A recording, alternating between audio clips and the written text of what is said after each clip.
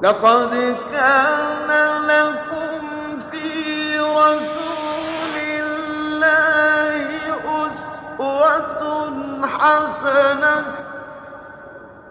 اعوذ باللہ من الشیطان الرجیم بسم اللہ الرحمن الرحیم اللہم صلی علی محمد وعلی آل محمد کما صلیت علی ابراہیم وعلی آل ابراہیم انک حمید مجید اللہم بارک علی محمد وعلی آل محمد کما بارکت علی ابراہیم وعلی آل ابراہیم انک حمید مجید اللہم رب اشرح لی صدری ویسر لی امری واحلل عقدۃ من لسانی یفقہوا قولی۔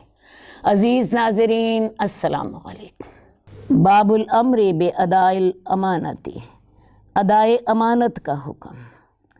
امانت کا لفظ جو ہے یہ ایمان کے ساتھ دیکھ لیجئے، ایمان اور امانت ان دونوں کا روٹ ورڈ ایک ہے۔ امانت سے کیا مراد ہے؟ کسی شخص کے پاس کوئی چیز امانت رکھی جائے اور وہ اس کو ادا کر دے۔ ان امانتوں میں اللہ کے حقوق بھی شامل ہیں اور ان امانتوں میں لوگوں کے حقوق بھی شامل ہیں۔ اللہ کے حقوق سے کیا مراد ہے؟ شہادتین، نماز، روزہ، زکوٰۃ، حج، یہ اللہ کے حقوق ہیں۔ اور بندوں کے حقوق کیا ہیں؟ کسی پہ ظلم نہ کیا جائے، کسی پہ زیادتی نہ کی جائے، کسی کا وعدہ نہ توڑا جائے، کسی کے کو زبان اور ہاتھ سے تکلیف نہ دی جائے۔ تو یہ سارے حقوق العباد ہیں۔ تو امانت اور ایمان یہ ایک ہی چیز ہیں، اور امانت کے اندر یہ سارے مفہوم جو ہیں وہ موجود ہیں۔ اس کے اندر اللہ کے حقوق بھی موجود ہیں اور اس کے اندر لوگوں کے حقوق بھی موجود ہیں۔ چنانچہ انسان کو چاہیے کہ وہ خواہ وہ اللہ کے حقوق ہوں، خواہ وہ بندوں کے حقوق ہوں، ان کو اچھی طرح ادا کرے۔ قال اللہ تعالی ان اللہ یأمرکم ان تؤدوا الامانات الی اہلہا، اللہ تمہیں حکم دیتا ہے کہ تم امانتوں کو ان کے اہل کے حوالے کر دو۔ اور سورہ احزاب میں اللہ تعالیٰ فرماتے ہیں انا عرضنا الامانۃ علی السماوات والارض والجبال فابین ان یحملنها واشفقن منها وحملها الانسان انہ کان ظلوما جہولا۔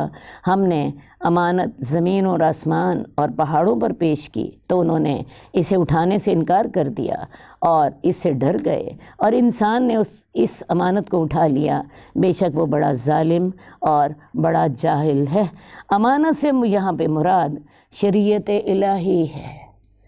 اللہ تعالیٰ نے پہاڑوں، آسمانوں، زمین کو یہ پیشکش کی تھی کہ تم اللہ کی شریعت پر عمل کرو، اللہ کے احکامات اور اللہ کی جو نواہی ہیں، اوامر اور نواہی ہیں، ان پر عمل کرو۔ تو وہ اس امانت کو اٹھانے سے ڈر گئے، انہوں نے کہا نہیں اللہ ہم یہ نہیں اٹھا سکتے۔ انہیں یہ کہا گیا کہ اگر تم اللہ کی احکامات کی پابندی کرو گے تو اس کے بدلے میں تمہیں جنت ملے گی، اور اگر تم ان احکامات کی پابندی نہیں کرو گے تو تمہیں دوزخ کی سزا دی جائے گی۔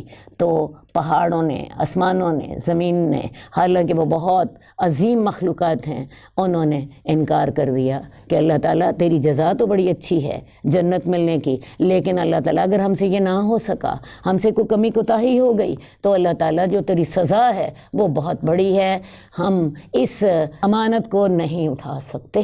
تو لہٰذا اب جو آسمان، زمین، پہاڑ، یہ ساری چیزیں جو ہیں یہ اس امانت کو اٹھانے والی نہیں ہیں، ان کے پاس یہ اختیار نہیں ہے، اسی لیے وہ ان کے لیے نہ جنت ہے نہ دوزخ ہے۔ ان کو جو اللہ نے ان کی ذمہ داریاں لگا دیں، انہوں نے اس ذمہ داری کو پورا کر لیا، انہوں نے یہ پیشکش قبول نہیں کی۔ لیکن یہ پیشکش کس نے قبول کی؟ کہ انسان نے، کہ اللہ تعالیٰ جو تیرے احکامات ہوں گے ان کو اگر میں مانوں گا تو مجھے جنت ملے گی، اور اگر میں ان کو نہیں مانوں گا تو مجھے دوزخ ملے گی۔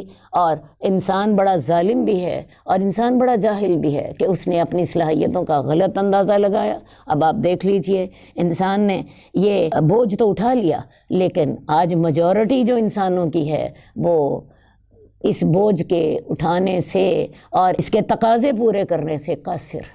آپ دیکھ رہی ہیں کہ انسانوں کی میجورٹی جو ہے وہ اس بوجھ کو اٹھانے سے قاصر ہے، وہ شیطان کے راستے پر چل رہی ہے اور پھر دوزخ کا ایندھن بنے گی۔ اللہ تعالی ہمیں سیدھے راستے پر چلنے کی توفیق دے۔ تو امانت سے مراد شریعت الہی ہے، اللہ کے احکامات اور اللہ تعالیٰ کے نواہی اور اوامر، جن باتوں کا اللہ نے حکم دیا، جن باتوں سے اللہ نے روکا۔ تو ان عظیم مخلوقات نے اس کو اٹھانے سے انکار کر دیا، انسان نے اس کو اٹھا لیا۔ انسان بڑا ظالم ہے اور بڑا جاہل ہے۔ حضرت ابو ہریرہ سے روایت ہے کہ رسول اللہ صلی اللہ علیہ وسلم نے فرمایا، منافق کی 3 نشانیاں ہیں: جب وہ بات کرے جھوٹ بولے، وعدہ کرے خلاف ورزی کرے، اور جب اس کے پاس امانت رکھی جائے تو اس میں خیانت کرے۔ اور ایک اور روایت میں ہے، وہ اگرچہ نماز پڑھے، روزہ رکھے اور یہ دعویٰ کرے کہ وہ مسلمان ہے۔ تو منافق کی 4 نشانیاں ہیں۔ اس سے پہلے ایک بات میں آپ کو اور بتا دوں، منافق کی 2 قسمیں ہوتی ہیں۔ ایک وہ منافق ہوتا ہے جو اپنے عقیدے کا منافق ہوتا ہے، وہ دل سے اللہ کو نہیں مان رہا ہوتا، وہ دل سے اللہ کے رسول پر ایمان نہیں لا رہا ہوتا، لیکن وہ زبان سے دعویٰ کرتا ہے۔ ایسے منافق رسول اللہ صلی اللہ علیہ وسلم کے زمانے میں تھے، یا ایسے دور میں ہو سکتے ہیں جب اسلام عروج پر ہو۔ آج کل کے دور میں ایسے منافق کی ضرورت ہی نہیں ہے، کیونکہ آج اسلام عروج پہ نہیں ہے۔ تو یہ تو ہیں عقیدے کے منافق۔ دوسری قسم کے جو منافق ہیں وہ عمل کے منافق ہیں۔ وہ اللہ پر ایمان بھی لاتے ہیں، وہ رسول سے محبت بھی کرتے ہیں، لیکن ان کا ایمان اتنا مضبوط نہیں ہوتا کہ وہ انہیں اللہ کے احکامات کی پابندی کروا سکے یا انہیں اللہ کی روکی ہوئی چیزوں سے روک سکے، گناہوں سے روک سکے۔ تو ایسے لوگ جو کہ ایمان کا دعویٰ تو کرتے ہیں، وہ اپنے آپ کو مسلمان بھی سمجھتے ہیں اور وہ نماز بھی پڑھ رہے ہوتے ہیں، روزہ بھی رکھ رہے ہوتے ہیں، لیکن وہ اللہ تعالیٰ کے تمام احکامات کی پابندی نہیں کرتے، ان میں سستی کرتے ہیں، ان میں کوتاہی کر جاتے ہیں۔ مثال کے طور پہ یہ پیچھے ہم کتنے احکامات پڑھ کر آئے ہیں، وہ ان کا وہ حق ادا نہیں کرتے جو وہ حق ادا کرنا چاہیے۔ ان کا ایمان اتنا کمزور ہوتا ہے کہ وہ ان کو یہ حق ادا نہیں کرنے دیتا۔ تو ایسے لوگ عمل کے منافق ہوتے ہیں۔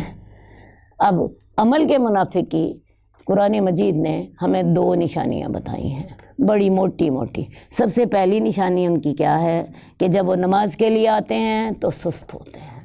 یاد رکھیے، اگر تو آپ کا نماز میں دل لگتا ہے تو آپ کا اللہ پر ایمان ہے، اور یہی جو نماز میں آپ کا دل لگنا ہے، یہی انشاءاللہ تعالیٰ آپ کو اللہ کے راستے پر مزید مضبوط کر دے گا۔ لیکن اگر نماز سے جان چھڑانی ہے اور نماز ایسی پڑھنی ہے کہ انسان 2 منٹ میں نماز سے فارغ ہو جائے، تو میں آپ کو بتاؤں یہ منافق کی نشانی ہے، یہ منافق کی نشانی ہے۔ اسی طرح رسول اللہ صلی اللہ علیہ وسلم نے ایک اور منافق کی نشانی بتائی کہ منافق کو عشاء کی نماز بڑی بھاری لگتی ہے اور فجر کی نماز بڑی بھاری لگتی ہے، یعنی اسے عشاء کی نماز کے وقت چونکہ انسان دن کا تھکا ہوتا ہے، اسے وہ نماز مشکل لگ رہی ہوتی ہے، اور فجر کے وقت آپ کو پتہ ہے اس وقت نیند بڑی آ رہی ہوتی ہے، شیطان تھپکیاں دے دے کے انسان کو سلا رہا ہوتا ہے۔ تو جو شخص فجر کی نماز اس کو مشکل لگے یا اس کو عشاء کی نماز مشکل لگے، یہ بھی رسول اللہ صلی اللہ علیہ وسلم نے منافق کی نشانی بتائی ہے۔ اور قرآن مجید ان کی نشانی کیا بتاتا ہے کہ وہ لوگ نماز کے لیے سستی سے آتے ہیں اور نماز میں اللہ کو تھوڑا یاد کرتے ہیں۔ اور دوسری بات یہ کہ ایسے لوگ جب اللہ کے راستے میں خرچ کرتے ہیں، ان کے دل تنگ ہوتے ہیں، ان کے دل تنگ ہوتے ہیں، دین کے کاموں میں آگے نہیں بڑھتے، اپنی جان چھڑاتے ہیں۔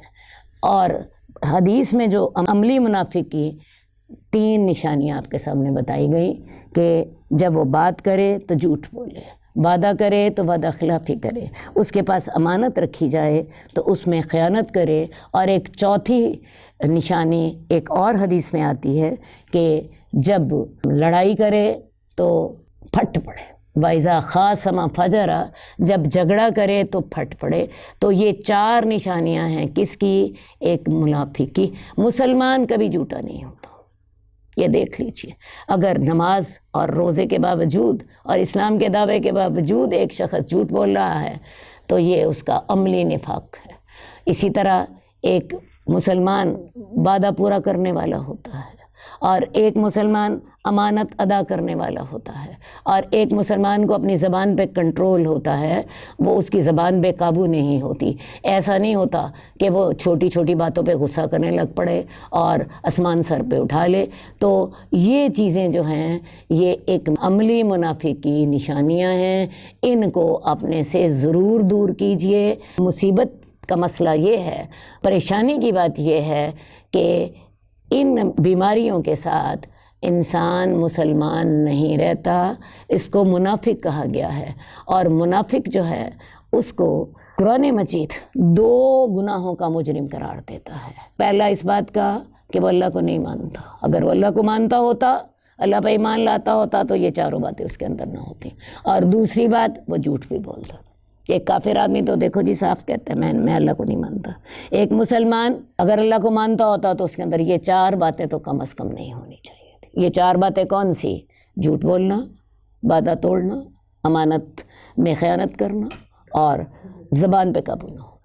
تو آپ یہ کہہ سکتی ہیں کہ اس کا ایمان اتنا کمزور ہوتا ہے کہ وہ اس کو ان برائیوں سے نہیں روکتا۔ یہ ایک عملی منافق کی نشانیاں ہیں۔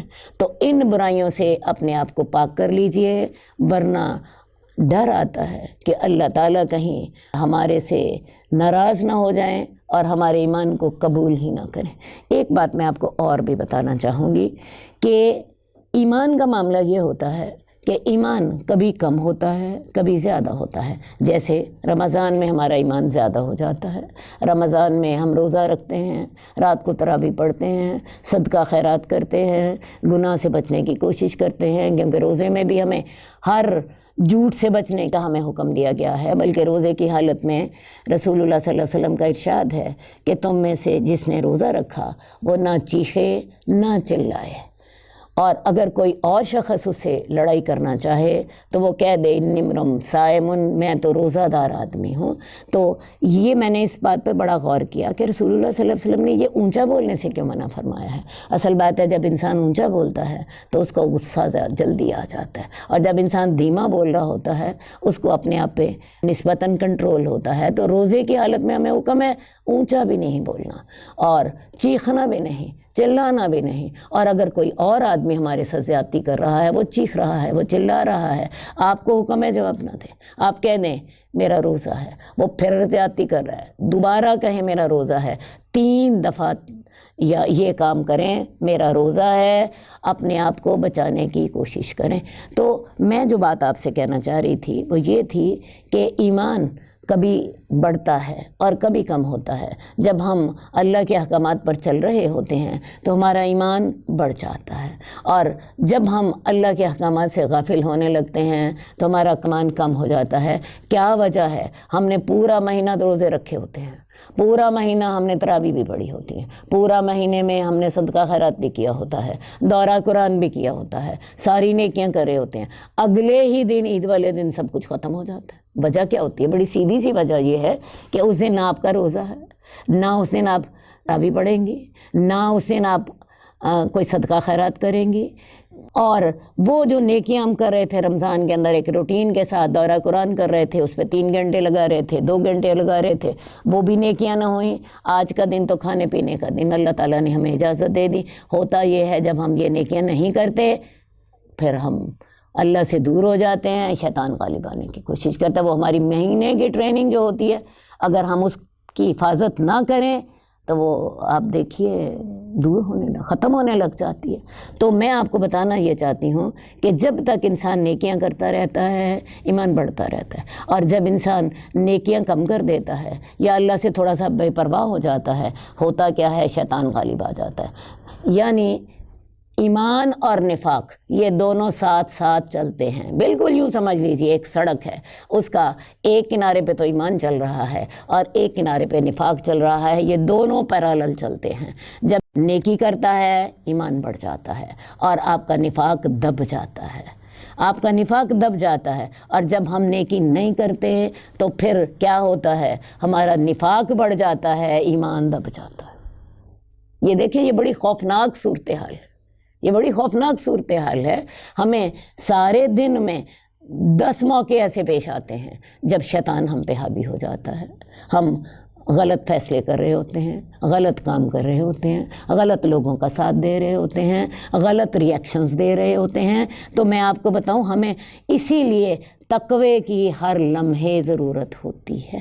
تقوی کی ہمیں ہر لمحے ضرورت ہوتی ہے. میں آپ سے یہ کہنا چاہتی ہوں کہ یہ جو ایمان اور نفاق پیرالل چل رہے ہوتے ہیں، انسان اور شیطان کی کشمکش دن میں 24 گھنٹے چلتی ہے، ہر لمحے چلتی ہے، یہاں تک کہ یہ انسان کی موت پر یہ کشمکش ختم ہوتی ہے. اسی لیے حدیث میں آتا ہے کہ جس کا آخری کلام لا الہ الا اللہ ہو وہ جنت میں داخل ہو گیا. کیا مراد؟ اس کا ایمان حاوی تھا مرتے وقت، ٹھیک ہے.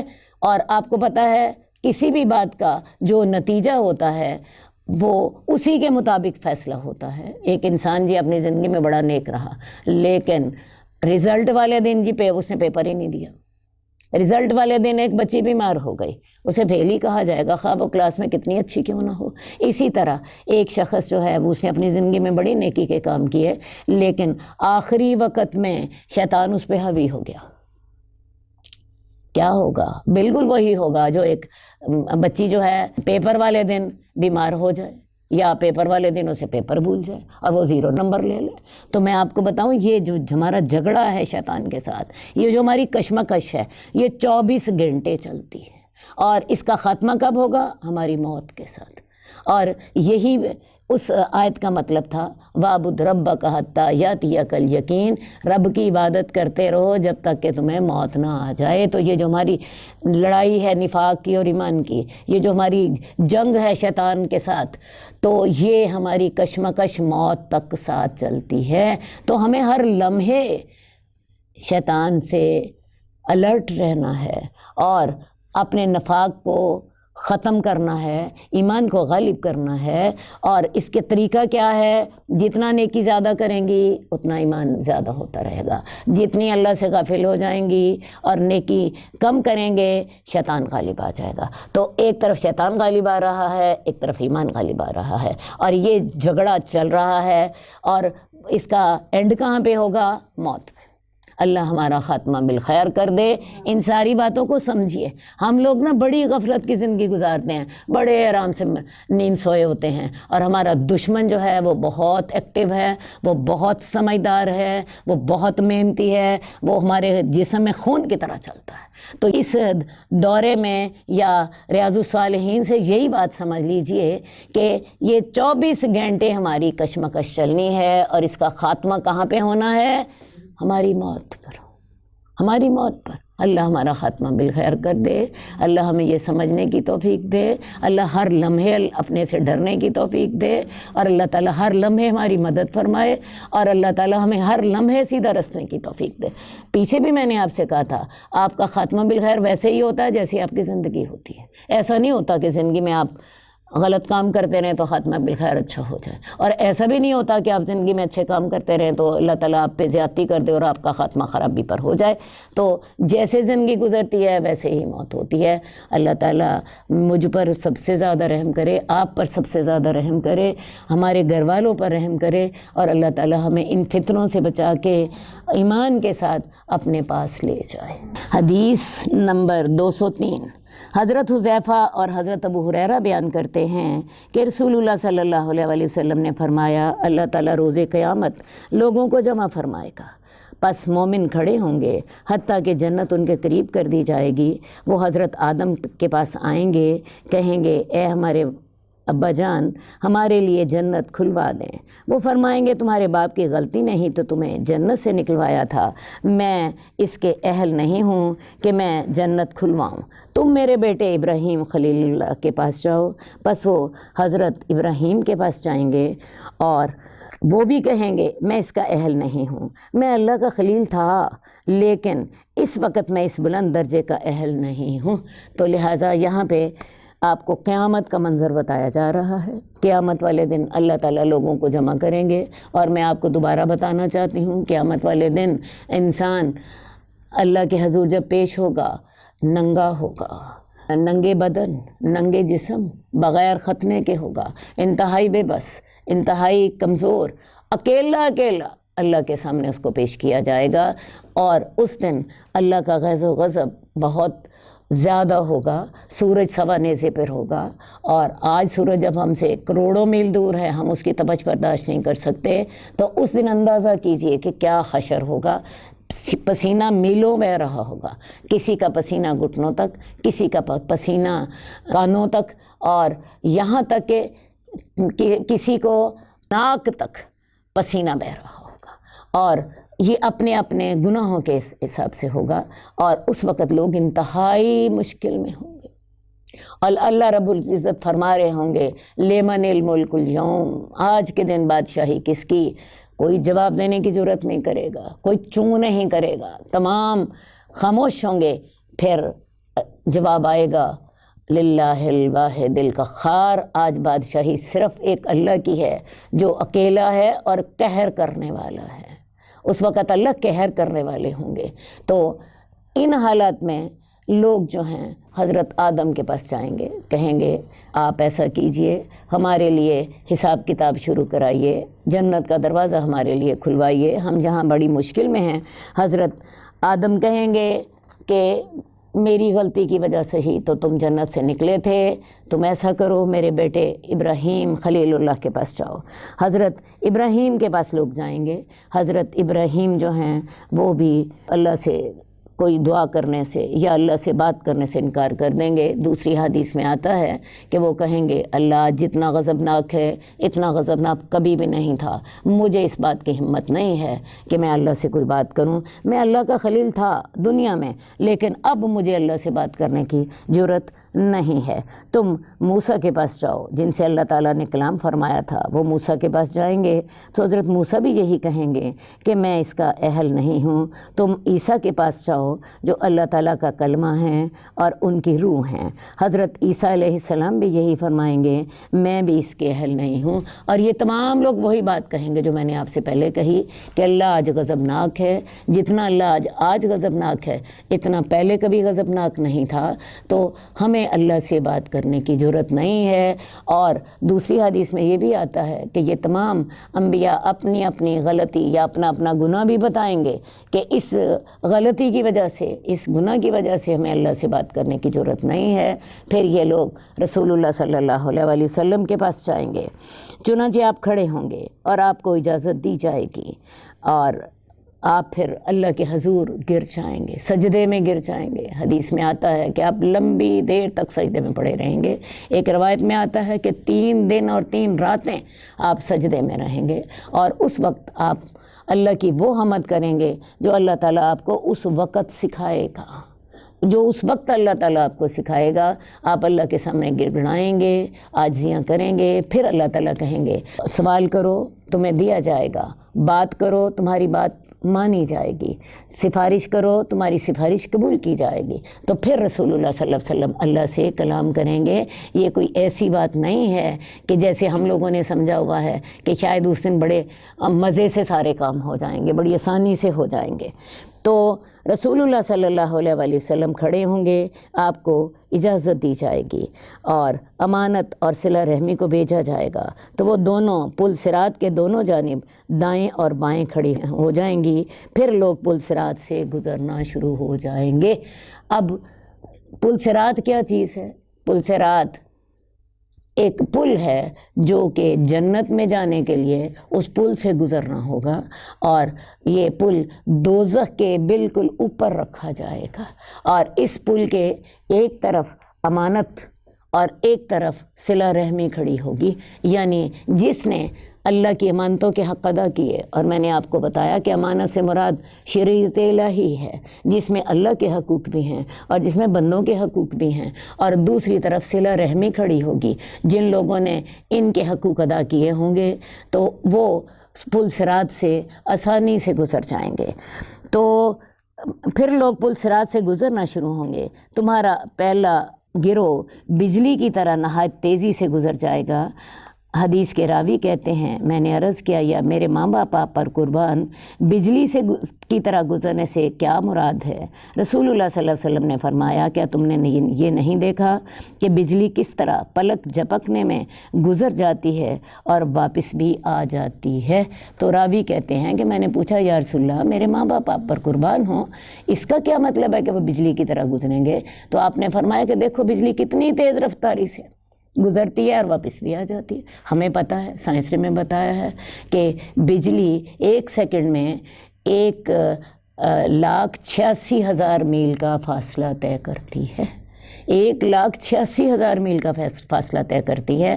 تو اللہ کے رسول صلی اللہ علیہ وسلم نے یہی بتایا کہ وہ پلک جھپکنے میں گزرتی ہے اور واپس آ جاتی ہے۔ تو وہ لوگ پلک جھپکنے میں پل صراط سے گزر جائیں گے، پھر ہوا کے گزرنے کی طرح، پھر پرندے کی گزرنے کی طرح لوگ پل صراط سے گزر جائیں گے۔ ہوا بھی آپ کو پتہ ہے تیز چلتی ہے، کچھ لوگ اس طرح گزر جائیں گے، کچھ لوگ جیسے پرندے اڑتے ہوئے گزر جاتے ہیں اس طرح گزر جائیں گے، اور کچھ طاقتور آدمی کی تیز چال کی طرح گزر جائیں گے، جیسے ایک آدمی دوڑتا ہوا چلا جاتا ہے، اور یہ سب اپنے اپنے اعمال کے حساب سے وہاں سے گزریں گے۔ تمہارے نبی صلی اللہ علیہ وسلم پل صراط پر کھڑے ہوں گے، فرما رہے ہوں گے اے میرے رب ہمیں بچا لے، رب سلم، اللہ ہمیں سلامت رکھنا، اللہ میری امت کو سلامت رکھنا۔ یہ رسول اللہ صلی اللہ علیہ وسلم پل صراط کے ایک طرف کھڑے ہو کر یہ دعائیں کر رہے ہوں گے، اور یہاں تک کہ بندوں کے عمل عاجز آ جائیں گے، یہاں تک کہ ایک آدمی آئے گا جو چلنے کی استطاعت نہیں رکھے گا، وہ گھسٹ کر چلے گا، یعنی کچھ لوگ دوڑ کر گزر جائیں گے، اور کچھ لوگ پھر ایسے ہوں گے جو کہ کرالنگ کرتے ہوئے گزریں گے۔ کرالنگ آپ سمجھتی ہیں نا، جیسے بچہ گھسٹ کر چلتا ہے، وہ گزریں گے، اور یہ تمام اپنے اعمال کی بنیاد پہ ہوگا۔ ہر شخص کو، یہاں تک کہ انبیاء کو بھی اس پل صراط سے گزر کے جنت میں جانا ہے۔ قرآن مجید میں اللہ تعالیٰ فرماتے ہیں وَإِن مِّنكُمْ إِلَّا وَارِدُهَا كَانَ عَلَىٰ رَبِّكَ حَتْمًا مَّقْضِيًّا، تم میں سے ہر شخص کو، خواہ وہ نبی ہو، خواہ وہ ولی ہو، وہ رسول اللہ صلی اللہ علیہ وسلم ہوں، ان سب کو دوزخ سے گزرنا ہے۔ کان علی ربک حتما مقضیہ، تیرے رب کا یہ حتمی فیصلہ ہے۔ ثم ننجی الذین اتقوا ونذر الظالمین فیہا جثیا، پھر وہ لوگ جو کہ نیک ہوں گے ان کو ہم نجات دے دیں گے، اور ہم ظالموں کو اس کے اندر ہی اوندے منہ گھٹنوں کے بل گرا دیں گے۔ تو لہٰذا اس پل صراط سے جس شخص نے جنت میں جانا ہے وہ پل صراط سے ہو کر جائے گا، خواہ وہ نبی ہی ہو، خواہ وہ ولی ہی ہو، یا اللہ کے رسول صلی اللہ علیہ وسلم ہو۔ تو لہٰذا اللہ کے رسول صلی اللہ علیہ وسلم اس کے ایک طرف کھڑے ہوں گے اور فرما رہے ہوں گے اللہ سلامت رکھ، اللہ سلامت رکھ، حتیٰ کہ بندوں کے عمل عاجز آ جائیں گے۔ ایک آدمی آئے گا جو چل نہ سکے گا، گھسٹ کر چلے گا، پل صراط کے دونوں کناروں پر آنکڑے لٹکے ہوں گے، جنہیں یہ حکم دیا گیا ہے کہ جس کے بارے میں انہیں پکڑنے کا حکم دیا جائے وہ اسے پکڑ لیں گے۔ اب پل صراط کے ایک طرف تو امانت ہوگی اور ایک طرف صلہ رحمی ہوگی، اس کے علاوہ پل صراط پر آنکڑے ہوں گے، آنکڑے کہتے ہیں کنڈوں کو، جو کہ مڑے ہوئے کنڈے ہوتے ہیں۔ تو ایسے کنڈے ہوں گے جیسے آپ کا یہ پنکھا لٹکانے کے لیے مڑا ہوا کنڈا ہوتا ہے، آپ پنکھے کو اس کے اندر ڈال دیتے ہیں اور پھر پنکھا جو ہے ہم استعمال میں لاتے ہیں، تو بڑے بڑے انکڑے ہوں گے، بڑے بڑے کنڈے ہوں گے، اور وہ لوگوں کو گھسیٹ کر دوزخ میں پھینک دیں گے، جن کے بارے میں انہیں حکم ہوگا کہ یہ شخص گناہ گار ہے، یہ شخص فلاں معاملے میں خطا کار ہے، وہ اس کو اپنے کنڈوں سے جکڑیں گے اور اسے دوزخ کے اندر پھینک دیں گے۔ یہی بات قرآن مجید نے بتائی تھی کہ ثم ننجی الذین اتقوا، ہم پھر متقین کو تو نجات دے دیں گے، وَنَذَرُ الظَّالِمِينَ فِيهَا جَثِيًّا، اور ہم ظالموں کو اس کے اندر گھٹنوں کے بل گرا دیں گے، تو وہ کنڈے اس کو پکڑ کے دوزخ میں پھینک دیں گے۔ اور پل صراط کے دونوں کناروں پر آنکڑے لٹکے ہوں گے، جنہیں یہ حکم دیا گیا ہے کہ جس جس کے بارے میں انہیں پکڑنے کا حکم دیا گیا ہے وہ اسے پکڑ لیں۔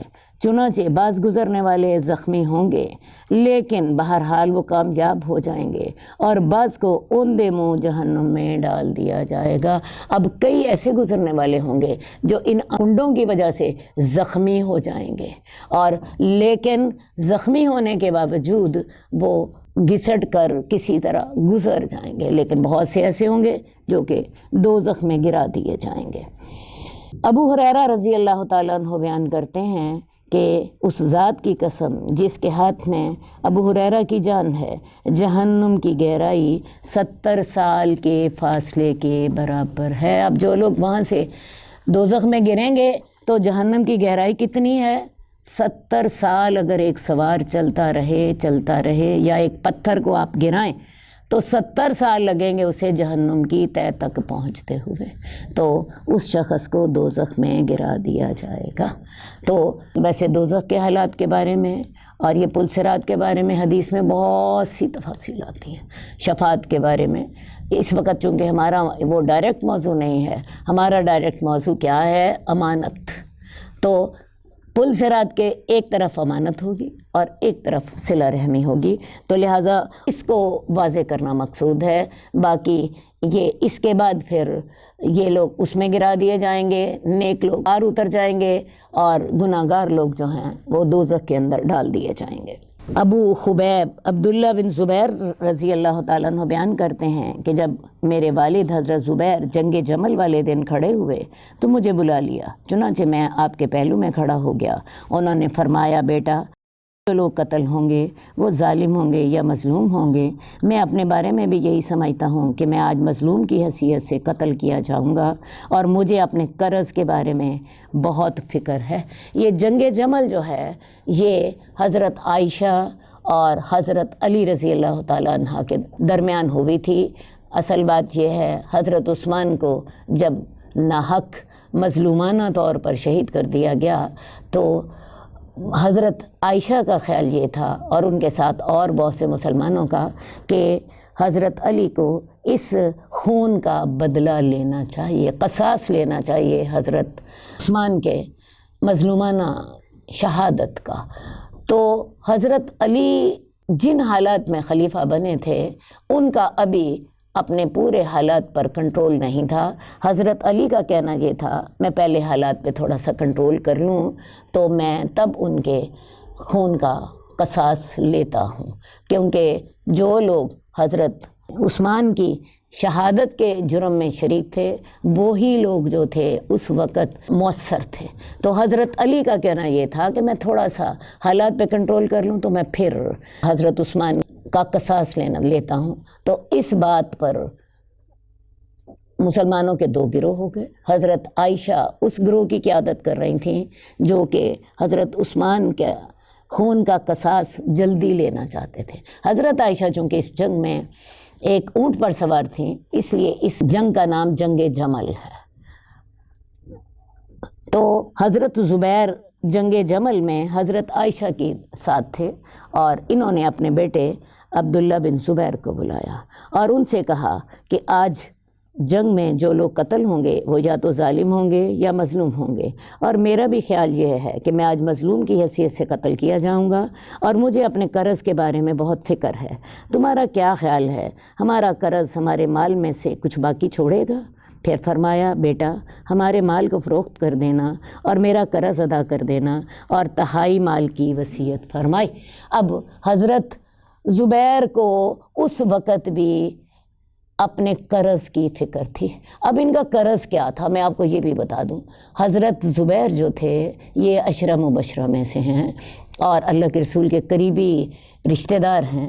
ان کا معاملہ یہ تھا کہ یہ بہت امانت دار تھے، لوگ ان کے پاس اپنی امانتیں رکھتے تھے، اور یہ کرتے کیا تھے کہ ان کی امانت کو اپنے اوپر قرض لکھ لیتے تھے۔ اس وقت میں تھوڑا سا آپ کو مسئلہ بتانا چاہتی ہوں، امانت اگر ضائع ہو جائے تو واپس نہیں کرنی پڑتی۔ مثال کے طور پہ کسی نے آپ کے پاس امانت رکھی، آپ کے پاس جی زیور رکھا کچھ، اور آپ کے گھر چوری ہو گئی، چوری ہونے پہ آپ کا بھی بہت سا نقصان ہوا، وہ زیور بھی چلا گیا۔ اب شرعاً آپ کو اس کا زیور ادا نہیں کرنا، کیونکہ وہ آپ کے پاس امانت تھی، ٹھیک ہے، آپ کا اپنا بھی بہت سا نقصان ہوا اور دوسرے کی امانت بھی چور لے گئے، آپ کو وہ ادا نہیں کرنی۔ حضرت زبیر کا یہ تقویٰ تھا کہ جو لوگ ان کے پاس امانت رکھتے تھے یہ اس کو اپنے اوپر قرض قرار دے دیتے تھے۔ اب قرض میں کیا ہوتا ہے، نفع ہو نقصان ہو، وہ چوری ہو جائے، وہ ڈاکہ ڈال دے، کوئی کھینچ چھین کے لے جائے، وہ واپس کرنا ہی کرنا ہے۔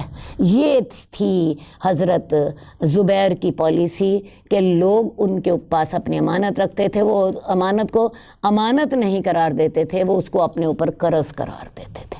یہ تھی ان کی نیکی، اور اسی وجہ سے میں نے بتایا کہ لوگ ان کے پاس بہت امانتیں رکھتے تھے، کیونکہ یہ امانت کی ادائیگی میں اتنے زیادہ محتاط تھے کہ اس کو قرض قرار دیتے تھے کہ قرض جو ہے وہ اگر کوئی چوری کر لے، کوئی ڈاکہ مار لے، کوئی گھر کو آگ لگ جائے، کچھ ہو جائے، قرض واپس نہیں دینا، ٹھیک ہے جی۔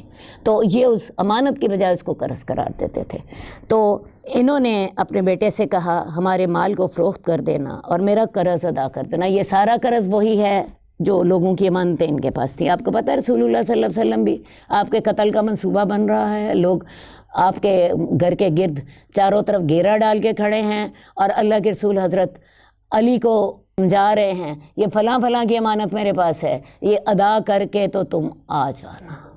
یہ تھا معیار رسول اللہ صلی اللہ علیہ وسلم کا اپنا بھی امانت کی ادائیگی کے سلسلے میں، اور حضرت زبیر جو تھے وہ انہی کے تربیت یافتہ تھے۔ تو انہوں نے کہا بیٹے ہمارے مال کو فروخت کر دینا، میرا قرض ادا کر دینا، اور تہائی مال کی وصیت فرمائی، اور تہائی میں سے تہائی مال کی وصیت عبداللہ کے بیٹوں کے لیے فرمائی۔ یعنی ہر انسان کو یہ اللہ نے حق دیا ہے کہ اگر اس کے پاس مال ہے تو وہ اپنے مال میں سے 1/3 حصے کی وصیت کر سکتا ہے۔ یہ پیچھے بھی ہم حضرت سعد بن ابی وقاص کے واقعے میں یہ چیز پڑھ چکے ہیں۔ تو انہوں نے بھی اپنے مال میں سے 1/3 حصے کی وصیت فرمائی، اور اس میں سے بھی حضرت عبداللہ کو کہا کہ اس تہائی میں سے 1/3 حصہ تمہارے بچوں کے لیے ہوگا، اپنے پوتوں کے لیے انہوں نے وصیت کی۔ ہشام جو کہ اس حدیث کے راوی ہیں وہ کہتے ہیں کہ عبداللہ کے بیٹے خبیب اور عباد حضرت زبیر کے بعض بیٹوں کے ہم عمر تھے، یعنی یہ چچا اور بھتیجا جو تھے یہ ہم عمر تھے، اور اس وقت حضرت زبیر کے 9 بیٹے اور 9 بیٹیاں تھیں۔ عبداللہ بن زبیر کہتے ہیں کہ میرے والد مجھے قرض کی ادائیگی کے بارے میں وصیت فرمانے لگے اور کہنے لگے بیٹا اگر اس مسئلے میں تم کہیں عاجز آ جاؤ تو میرے مولا سے مدد طلب کر لینا۔ عبداللہ کہتے ہیں اللہ کی قسم مجھے نہیں سمجھ آئی کہ ان کی مولا سے کیا مراد تھی۔ میں نے پوچھ ہی لیا ابا جان آپ کا مولا کون ہے جس سے میں قرض کے سلسلے میں مدد طلب کروں؟ انہوں نے کہا اللہ، یعنی اگر قرض کی ادائیگی میں مشکل پیش آئے تو اللہ سے مدد مانگنا۔ عبداللہ بن زبیر کہتے ہیں اللہ کی قسم ان کے قرض کی ادائیگی میں جب بھی مجھے کوئی مشکل پیش آئی تو میں یہی کہتا اے زبیر کے مولا، یعنی اے اللہ رب العزت ان کے قرض کی ادائیگی فرمائیں، تو اللہ وہ قرض کی ادائیگی کے اسباب پیدا کر دیتا۔ عبداللہ نے بیان کیا کہ حضرت زبیر اس جنگ میں قتل ہو گئے، انہوں نے کوئی درہم و دینار ترکے میں نہ چھوڑا، ہاں ان کی کچھ زمینیں تھیں اور غابہ کی زمین بھی ان کے پاس تھی۔ اس کے علاوہ مدینے میں ان کے 11 گھر تھے، بصرہ میں 2 گھر تھے اور مصر میں 1 گھر تھا۔ حضرت عبداللہ بن زبیر بیان کرتے ہیں کہ ان کے ذمہ جو قرض تھا وہ اس طرح تھا کہ کوئی شخص ان کے پاس مال لے کر آتا، آپ کے پاس بطور امانت رکھتا، تو حضرت زبیر فرماتے یہ بطور امانت نہیں بلکہ یہ میرے ذمہ قرض ہے، اس لیے کہ مجھے اس کے ضائع ہونے کا ڈر ہے۔ یہ بات میں آپ کو پہلے سمجھا چکی ہوں آغاز میں۔ آپ نے کبھی کوئی امانت قبول نہیں کی، کبھی کوئی ٹیکس یا کوئی اور چیز وصول کرنے کی ذمہ داری بھی قبول نہیں کی، یعنی حضرت زبیر نے۔ آپ صرف رسول اللہ صلی اللہ علیہ وسلم کے ساتھ ابو بکر، حضرت عثمان اور عمر رضی اللہ تعالیٰ عنہم کے ساتھ غزوات میں شریک ہوتے رہے۔ اس کے علاوہ انہوں نے کوئی بھی مالی فائدہ حاصل نہیں کیا۔ ان کے کئی گھر تھے جن کا ذکر ہم پیچھے پڑھ چکے ہیں۔ عبداللہ بن زبیر کہتے ہیں میں نے ان کے قرض کا حساب لگایا تو وہ 22 لاکھ تھا۔ حکیم ابن حزام عبداللہ بن زبیر سے ملے تو کہا بھتیجے میرے بھائی کے ذمہ کتنا قرض ہے؟ عبداللہ کہتے ہیں میں نے اسے چھپایا اور میں نے کہا صرف 1 لاکھ۔ یعنی انہوں نے سارا نہیں بتایا۔ میں نے کہا صرف 1 لاکھ، حالانکہ اصل قرض تو 22 لاکھ تھا۔ حکیم بن حزام کہنے لگے اللہ کی قسم میں نہیں سمجھتا کہ تمہارا مال اتنی مالیت کا ہو کہ قرض کی ادائیگی ہو سکے۔ جو گھر تھے ان کی تھوڑی تھوڑی قیمتیں تھیں، تو میں نہیں سمجھتا کہ تمہارا مال اتنی مالیت کا ہو کہ قرض کی ادائیگی ہو سکے، یعنی 1 لاکھ کے قرض کی ادائیگی بھی تمہاری ان گھروں سے نہیں ہوگی۔ یہ حکیم بن حزام کہہ رہے ہیں۔ تو حضرت عبداللہ بن زبیر نے پھر کہا اگر قرض 22 لاکھ ہو تو پھر آپ کا کیا خیال ہے؟ اگر آپ کا خیال ہے کہ 1 لاکھ کا بھی ادا نہیں ہوتا تو 22 لاکھ تو پھر بہت زیادہ ہے، تو پھر آپ کا کیا خیال ہے؟ حکیم بن حزام کہنے لگے کہ میں نہیں سمجھتا کہ تم میں اتنی طاقت ہے کہ تم یہ قرض ادا کر سکو، اگر تم اس سے عاجز ہو تو میرے سے مدد طلب کرنا۔ یہ حکیم بن حزام کی دیکھیں جی کتنی بڑی نیکی ہے، ان کو پیشکش کر رہے ہیں کہ تم میرے سے مدد طلب کرنا، میں تمہاری مدد کروں گا۔ حضرت عبداللہ کہتے ہیں کہ زبیر نے یعنی ان کے والد نے غابہ کی زمین 1,70,000 میں خریدی تھی، لیکن عبداللہ بن زبیر نے اسے 16 لاکھ میں فروخت کیا۔ آپ دیکھیں جی اللہ کی مدد کے بہانے کیا ہوتے ہیں۔ حضرت زبیر نے جس زمین کو 1,70,000 میں خریدا تھا وہ زمین 16 لاکھ میں بک گئی، اور قرض کتنا تھا؟ 22 لاکھ کا۔ تو حضرت عبداللہ بن زبیر کھڑے ہو گئے اور اعلان کیا کہ جس کا میرے والد پر کوئی قرضہ ہو تو وہ ہمیں غابہ کے مقام پر ملے۔ عبداللہ بن جعفر ان کے پاس آئے اور ان کا قرض حضرت زبیر کے ذمے 4 لاکھ تھا، یعنی عبداللہ بن جعفر ہیں، ان کے حضرت زبیر نے 4 لاکھ دینے تھے۔ انہوں نے حضرت زبیر کے پاس 4 لاکھ کی امانت رکھی ہوئی تھی، یہ میں نے آپ کو پہلے بھی بتایا ہے کہ جو ان کے پاس امانت رکھتا تھا یہ اس کو قرض کاؤنٹ کرتے تھے۔ تو انہوں نے حضرت عبداللہ سے کہا اگر تم چاہتے ہو تو میں معاف کر دوں۔ عبداللہ کہنے لگے نہیں۔ انہوں نے پھر کہا اگر چاہو تو مجھے تاخیر سے دے دینا۔ عبداللہ نے کہا نہیں۔ انہوں نے پھر کہا اچھا پھر تم مجھے نقد پیسے نہ دو، مجھے زمین کا ایک ٹکڑا دے دو۔ دیکھیں صحابہ کتنے ایک دوسرے کے ساتھ ہمدردی کرنے والے ہیں۔ حکیم بن حزام کہتے ہیں میرے سے مدد طلب کر لینا، اور عبداللہ بن جعفر جن کے 4 لاکھ روپے کی امانت تھی حضرت زبیر کے پاس، وہ ان سے کہتے ہیں میں تمہیں معاف کر دیتا ہوں ان کے بیٹے سے۔ وہ اس کو قبول نہیں کرتے ہیں، ان کی خودی گوارہ نہیں کرتی۔ پھر وہ کہتے ہیں کہ تم ایسا کرو مجھے بعد میں پیسے دے دینا، مجھے فوری نہ دو۔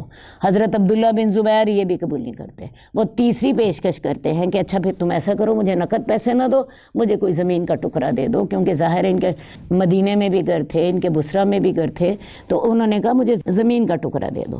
عبداللہ بن زبیر کہنے لگے یہاں سے یہاں تک زمین کا حصہ تمہارے لیے ہے۔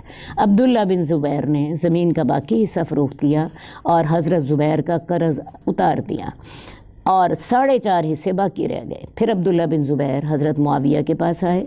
اس وقت ان کے پاس عمر بن عثمان، منذر بن زبیر اور ابن زمع بیٹھے ہوئے تھے۔ معاویہ رضی اللہ تعالیٰ عنہ نے حضرت عبداللہ بن زبیر سے پوچھا کہ غابہ کی زمین کی کتنی قیمت لگی؟ انہوں نے کہا ہر حصے کی قیمت 1 لاکھ۔ انہوں نے کہا باقی کتنے حصے رہ گئے؟ انہوں نے کہا 4.5۔ منذر بن زبیر کہنے لگے ان میں سے ایک حصہ میں نے 1 لاکھ میں خرید لیا، عمر بن عثمان نے دوسرا حصہ 1 لاکھ میں خرید لیا، اور ابن زمع نے کہا ایک حصہ میں نے 1 لاکھ میں خرید لیا۔ حضرت معاویہ نے پوچھا اب اس میں سے کتنے حصے باقی رہ گئے؟ انہوں نے کہا 1.5۔ حضرت معاویہ نے کہا اسے میں 1.5 لاکھ میں خرید لیتا ہوں، لہٰذا یہ 4.5 لاکھ کی جو زمین تھی اسی وقت ان چاروں لوگوں نے خرید لی۔ جب عبداللہ بن زبیر اپنے باپ حضرت زبیر کے قرض کی ادائیگی سے فارغ ہوئے تو حضرت زبیر کے دوسرے بیٹوں نے کہا ہمارے درمیان ہماری میراث تقسیم کریں۔ حضرت عبداللہ بن زبیر نے کہا اللہ کی قسم میں تمہارے درمیان میراث تقسیم نہیں کروں گا، یہاں تک کہ میں حج کے موسم میں 4 سال مسلسل اعلان کروں گا کہ جس کسی کا میرے والد نے قرض دینا ہو یا جس کسی کی میرے والد کے پاس امانت ہو، جو صحیح لفظ ہیں، وہ ہمارے پاس آئے، ہم اس کی امانت ادا کریں گے۔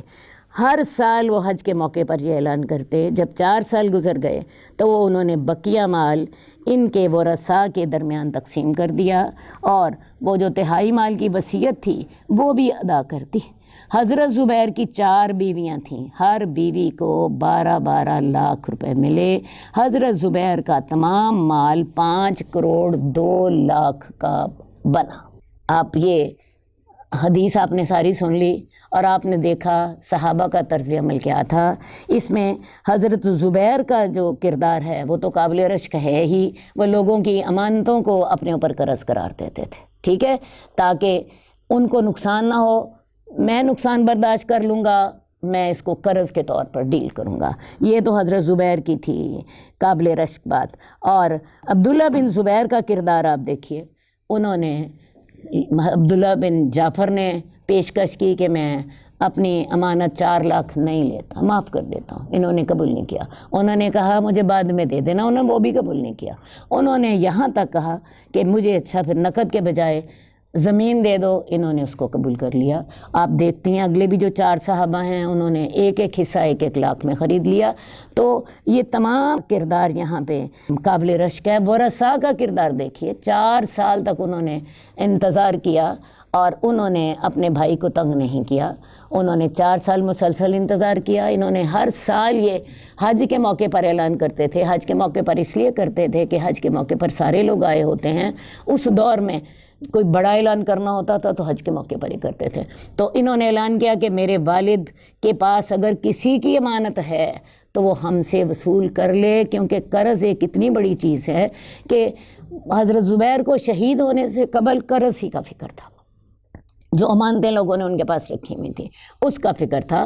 تو ان کے بیٹوں کی بھی یہ قابل رشک کردار ہے کہ انہوں نے 4 سال انتظار کیا، اور حضرت عبداللہ بن زبیر کا کردار سب سے قابل رشک ہے کہ انہوں نے انتہائی دیانتداری کے ساتھ سب کے قرض ادا کیے، اور ساروں کے قرض ادا کرنے کے بعد جو باقی مال بچا اس میں سے حضرت عبداللہ بن زبیر کی بیویوں کو بھی دیا، ان کے بیٹوں کو بھی دیا۔ ان کے 9 بیٹے تھے، 9 بیٹیاں تھیں، 4 بیویاں تھیں، سب کو ان کے حصے بڑی دیانتداری کے ساتھ ادا کیے۔ اور آپ یہ دیکھیے کہ اس دیانتداری کے ساتھ اللہ کی مدد کس طرح شامل حال ہوئی، سب کچھ ادا ہو گیا، اور ادا ہونے کے بعد بھی ان کی بیویوں کو، ہر بیوی کو 12 لاکھ روپے ملے، اور ان کا جو سارا مال تھا وہ 5 کروڑ اور 2 لاکھ کا ہوا۔ تو میں آپ کو اس حدیث سے یہ بتانا چاہتی ہوں کہ ایک تو قرض بڑی سخت چیز ہے۔ آپ کو پتہ ہے رسول اللہ صلی اللہ علیہ وآلہ وسلم ایسے شخص کی نماز جنازہ نہیں پڑھاتے تھے جس کے اوپر قرض ہوتا تھا، اور حضرت ابو زبیر کو آخری وقت میں بھی یہی فکر تھا۔ دوسری بات یہ ہے کہ مکانات، زمین اور مال و دولت جمع کرنا جائز ہے، بشرطے کہ وہ شرعی طریقوں کے مطابق جمع کی گئی ہو۔ اس کے علاوہ اس میں حضرت عبداللہ بن زبیر کا جو کردار ہے اور جو صحابہ کا کردار ہے یہ سارے قابل رشک ہیں۔ اور سب سے بڑی بات جو مجھے اس حدیث سے سمجھ آ رہی ہے، دین معاملے کا نام ہے۔ اگر آپ اپنے معاملات دیانتداری سے ادا کرتے ہو، لوگوں کی امانتیں صحیح طریقے سے ادا کرتے ہو، تو اللہ تعالیٰ دیکھیں جی کتنی برکت ڈالتا ہے، کتنی آسانی سے سارے معاملات طے ہو جاتے ہیں۔ اور جہاں کہیں چکر بازی اور جہاں کہیں ایک دوسرے کو دھوکہ دینے کا مسئلہ آتا ہے وہاں پھر بے برکتی ہوتی ہے۔ آپ جب دیانتداری کے ساتھ اپنے معاملات ادا کر رہے ہوتے ہو تو اللہ کی برکت آپ کا ساتھ دیتی ہے۔ اللہم صلی علی محمد وعلی آل محمد کما صلیت علی ابراہیم وعلی آل ابراہیم انک حمید مجید۔ اللہم بارک علی محمد وعلی آل محمد کما بارکت علی ابراہیم وعلی آل ابراہیم انک حمید مجید۔ مولاي صل وسلم